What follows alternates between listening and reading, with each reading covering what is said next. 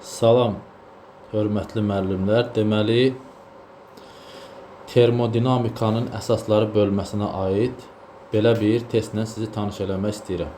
Deməli, deyir, sabit kütləli, yəni burada M bərabər konstantdır.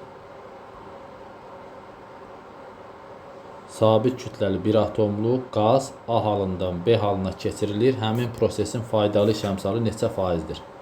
Deməli, faydalı iş əmsalının düsturu aştırıq böl Q-dür. Vur 100%. Bu qrafikada baxan kimi bilmək lazımdır ki, bu düstura fikir verək. P, V bərabər M böl M var RT düsturu var. Yəni, buradan fikir verirsiniz. V artır, T də artırsa, deməli P sabitdir. Bu proses izobar prosesdir. İndi baxaq. Qazın gördüyü iş olacaq M böl M vır R delta T. Delta T deyəndə, yəni 3T0-dan T0 çıxırıq. Olacaq 2T0.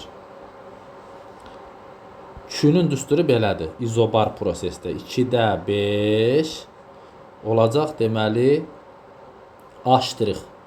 Və yaxud da belə də yaza bilərəm. M böl M vır R, yenə delta T bizə verir 2T0.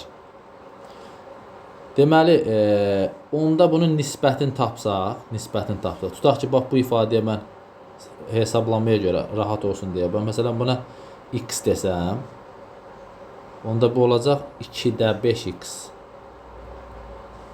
Onda burada nə olacaq? Aştırıqı yerinə yazacağım. X vır 100 böl 2-də 5x. Və buradan x-lər gedir. 200-i də bölürəm, deməli, 5-ə. Bu da eləyir, deməli, 40%.